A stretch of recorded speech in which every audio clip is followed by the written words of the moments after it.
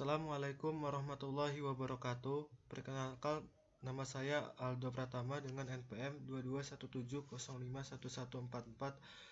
Saya dari kelas D Ilmu Komputer angkatan 2022. Video ini saya buat untuk menyelesaikan tugas prasyarat UAS mata kuliah pengantar organisasi komputer.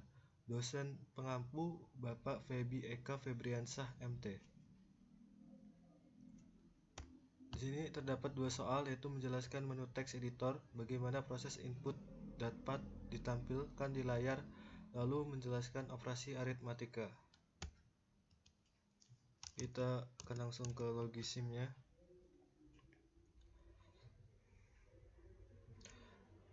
Ini merupakan tampilan dari logisim. Kita reset.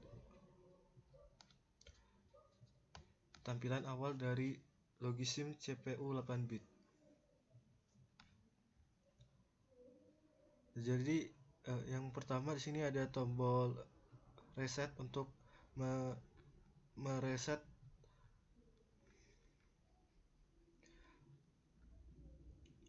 komputer. Lalu di sini ada tombol start atau stop untuk menghidupkan dan menyalakan komputer. Lalu di sini ada keyboard untuk menginput atau menginputkan apa yang kita ingin inputkan. Lalu ada clear untuk menghapus inputan yang tadi kita misalnya salah input. Lalu di sini ada disk. Disk ini berfungsi sebagai penyimpanan yang akan ditampilkan ke display. Lalu ada RAM dan ROM. Ini adalah RAM adalah Random Access Memory. Ya, fungsinya itu untuk menyimpan data. Namun penyimpanan data bersifat sementara. Artinya ketika komputer ini dimatikan, maka data-data disimpan di RAM itu akan hilang. Sedangkan ROM atau read only memory sifatnya permanen. Jadi data-data yang disimpan di dalam ROM ini tidak akan hilang ketika komputer itu dimatikan. Lalu di sini ada logisim 8 bit.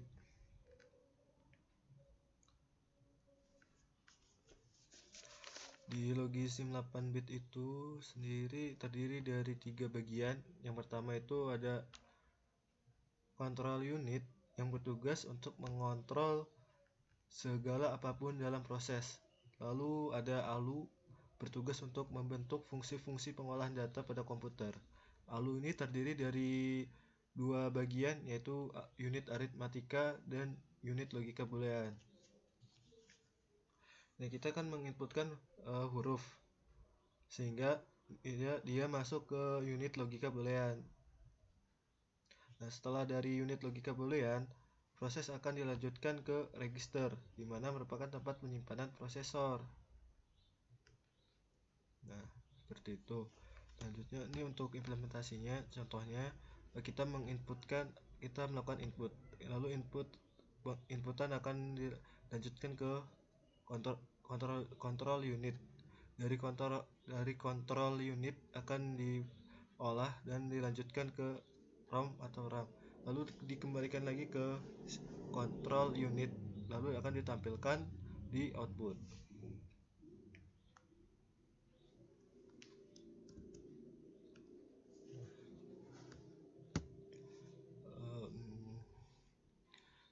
Karena yang pertama adalah menginputkan teks, kita akan memasukkan teks editor di keyboard. Kita klik keyboard sini, lalu inputkan 4.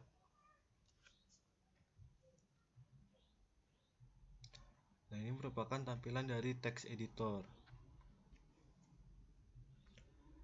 Lalu kita pilih add new file atau 2, inputkan 2.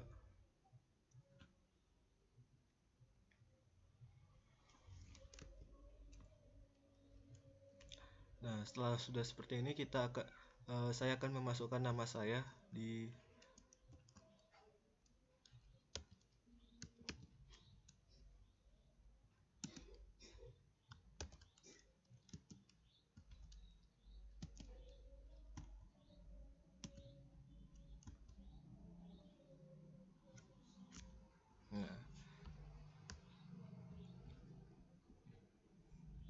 kenapa sih keyboard kita menginputkan dari keyboard bisa ditampilkan di sini. Nah, di sini saya akan menjelaskan lagi. Jadi dari instruksi yang kita berikan dari keyboard akan diatur ulang dengan namanya set instruksi. Nah, dari keyboard akan masuk ke CPU. Setelah dari CPU akan masuk ke RAM. RAM ini akan membaca dan menyimpan sementara instruksi. Dalam RAM, instruksi akan diterjemahkan ke bahasa mesin. Nah, setelah dari RAM, dia akan dikembalikan ke CPU. Nah, instruksi akan disimpan dan dibaca secara lama dalam. Nah, setelah di CPU, instruksi akan dilanjutkan ke RAM. Nah, instruksi akan disimpan dan dibaca secara lama di ROM. Nah, dalam ROM ini juga terjadi input output. Nah, ditandainya itu dengan titik hitam ini yang secara berulang-ulang. Nah, kemudian instruksi akan dikembalikan ke CPU dan akan diteruskan ke disk. Disk ini untuk mengalokasikan penyimpanan data yang akan ditampilkan di layar, bisa berupa foto, video, teks, dan lainnya. Soal ini kan untuk menginputkan teks, maka yang akan ditampilkan adalah teks, sehingga seperti yang tadi kita input, saya menginputkan nama saya, akan tampil nama saya di sini. Mungkin untuk soal pertama cukup sampai di sini. Saya akan melanjutkan soal yang kedua, yaitu menjelaskan operasi aritmatika. Selanjutnya kita reset aja di sini.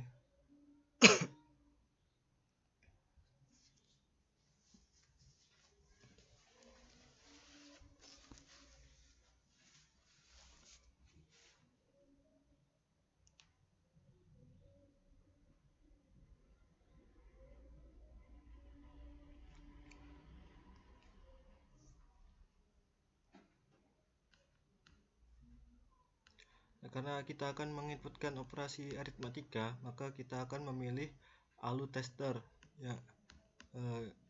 yang di list pertama. Jadi kita ke keyboard, lalu kita inputkan 1.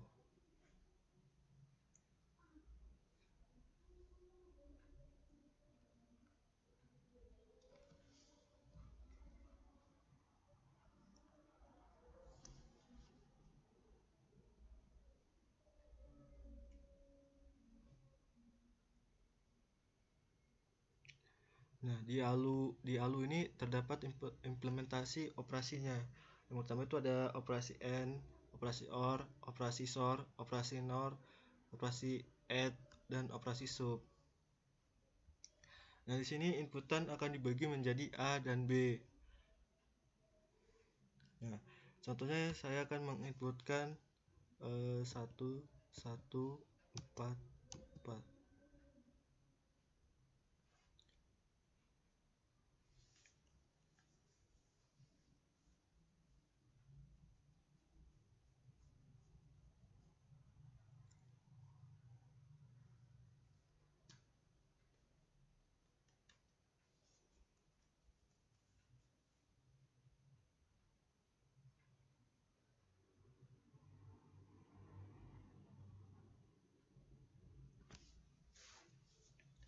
Nah, sebelumnya saya menginputkan angka 1144. Nah, angka 1144 itu akan dibagi menjadi 2 bagian, yaitu A dan B, yang dimana A itu 11 dan B itu 4. Nah, angka 11 dan 4 itu akan diterjemahkan dalam biner. Biner 11 itu biner 1 itu 001 001. Lalu 44 yaitu 01 00 01 00. Nah, selanjutnya untuk pada operasi AND,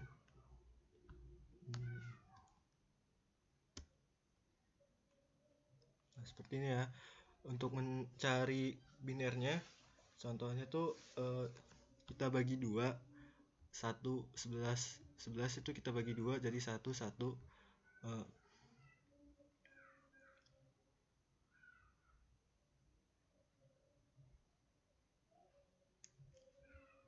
Jadi binernya itu adalah 001. Nah, seperti ini. Nah, untuk operasi AND, jika keduanya yang bernilai 1, maka hasilnya adalah 1. Untuk contohnya tuh seperti ini. Input A dia nilainya 1, input B nilai 1, maka outputnya juga akan bernilai 1. Kita coba lihat. 1 1 0 0 0 0 0 0 1 0 0 0 0 0 1 0 0 0 0 0 0 1 0 0 0 0. Kenapa dia tidak ada bernilai di operasi AND tidak ada yang bernilai 1? Itu karena operasi AND itu harus bernilai 1, yang inputan 1 bernilai 1 dan inputan yang lainnya juga harus bernilai 1, maka outputnya juga akan 1. Sedangkan di sini inputannya tidak ada yang memenuhi persyaratan tersebut. Nah, lanjut ke operasi OR. Nah, di operasi OR ini jika salah satu ada yang bernilai 1, maka hasilnya adalah 1. Ini kebalikan dari AND ya. Contohnya itu seperti ini. Dia input A itu 0, input B 0. Maka outputnya adalah 0. Input A 0, input B 1. Maka kan ada 1 nih, yang ada angka yang bernilai 1 nih. Maka outputnya juga akan 1. Seperti itu. Kita cek ya. 1 0 kan ada 1, berarti outputnya juga akan 1. 0 0 0 0 1 1 0 0 0 1 0 1 0 0 0 0 1 1. Nah, untuk operasi OR jika dijumlahkan itu akan menjadi angka 55. Dan untuk mencarinya itu seperti ini.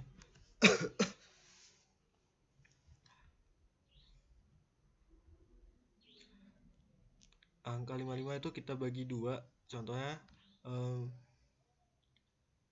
misalkan 2 pangkat 0 itu hasilnya adalah 1. Hasilnya ada 1, kita kali 1 maka hasilnya 1. Lalu 2 pangkat 2 kan hasilnya 4 nih. Kita kali 1 hasilnya 4. Nah,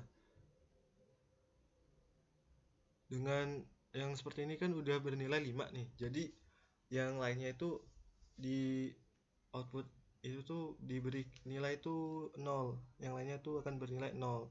Jadi biner dari 5 itu adalah 0101. Seperti itu. Ini juga sama.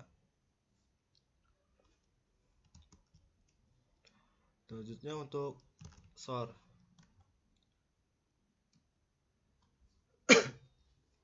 Untuk SOR, jika salah satu ada yang bernilai 1, maka hasilnya adalah 1. Jika keduanya bernilai 1 atau 0, maka hasilnya adalah 0. Nah, untuk contohnya tuh seperti ini. Misalkan input A itu nilainya adalah 0, input B adalah 0, maka outputnya juga akan 0. Input A misalnya yang lain, input A misalnya 0, input B 1, maka outputnya juga akan 1.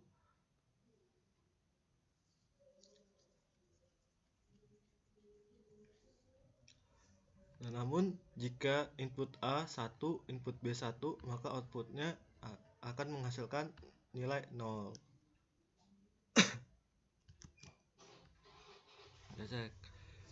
Kita akan cek 1 0 1 0 0 0 0 0 1 1 0 0 0 1 0 1 0 0 0 0 1 1 0 0.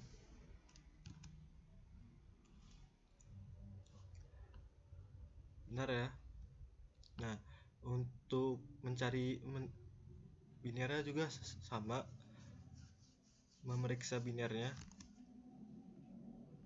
Untuk sort kan kita jika dilihat dari kode binernya itu akan bernilai 55, sama seperti OR. Maka cara mencari atau mengeceknya juga sama seperti OR yang sebelumnya. Lanjut ke NOR. Gerbang NOR merupakan kombinasi dari gerbang OR dan gerbang NOT yang menghasilkan kebalikan dari keluaran atau output gerbang OR. Ya. Contoh implementasinya itu seperti ini. Input A bernilai 0, input B 0. Maka outputnya itu akan bernilai 1.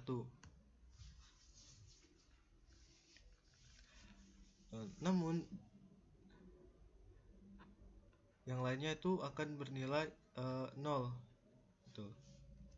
Contohnya itu seperti ini.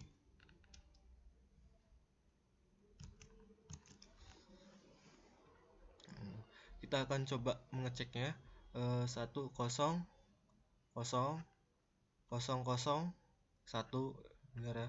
0 1 0 0 0 1 1 0 0 0 0 0 0 1 0 0 0 1. Nah, kode binarnya itu akan menghasilkan nilai A. Kenapa nilai A? Itu sesuai sama kode biner. Nah, kode biner itu ada peraturan. Nah, kode biner itu bisa dituliskan A juga ketika dia lebih dari 9 atau 10 gitu. Karena outputnya itu hasilnya A itu bernilai 10 jika didesimalkannya, di desimal. Mas kode binernya itu adalah 10 10, benar ya. 10 10. Nah, untuk mengeceknya seperti ini.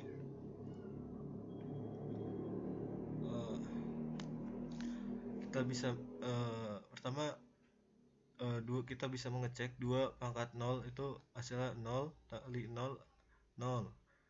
2 pangkat 1 itu hasilnya itu 2 dikali 1 hasilnya kan 2. 2 pangkat 2 4 dikali 0 0. 2 pangkat 3 itu hasilnya 8 dikali 1 8. Nah, 8 tambah 2 itu kan 10 nih. Jadi selain bilangan yang tadi itu akan bernilai 0. Maka bilangan binernya itu adalah 10 10. Begitu juga yang sampingnya ini. Lanjut ke adder. Nah,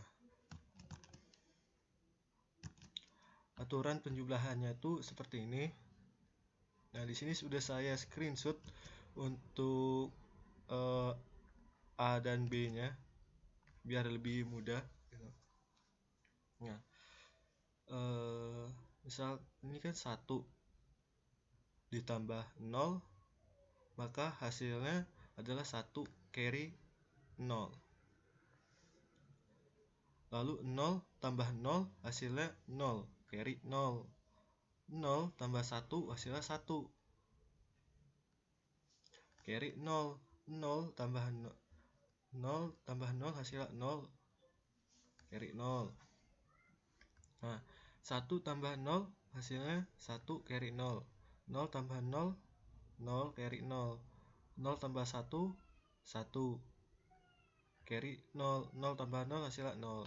Nah, setelah melakukan add itu akan menjadi 55 gitu.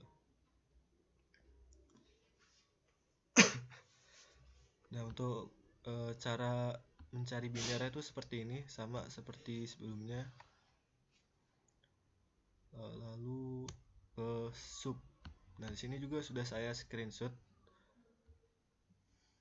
untuk peraturan ini tuh seperti ini, sub.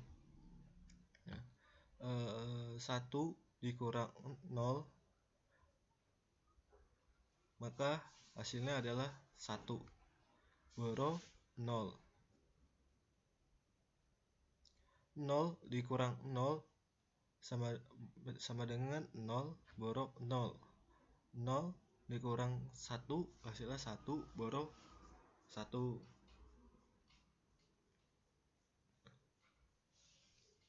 Nah, kan 0 dikurang 0 hasilnya 1 karena ada boro 1 di atas di sini ya kan. Lalu 1 dikurang 0 hasilnya tuh 0.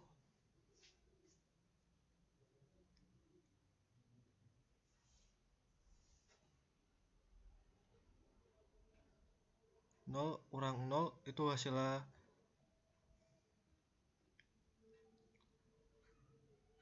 itu 0 boro 0 0 kurang 1 hasilnya 1 boro 1. 0 kurang 0 hasilnya 1 seperti ini. Nah, untuk menentukan biner itu seperti ini.